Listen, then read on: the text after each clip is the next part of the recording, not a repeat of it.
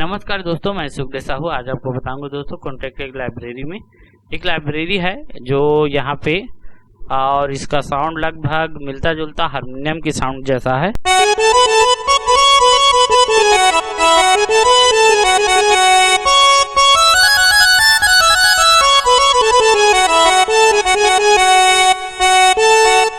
इसी को हम दोस्तों अपने रिदम के साथ लेते हैं, कोई रिदम के साथ।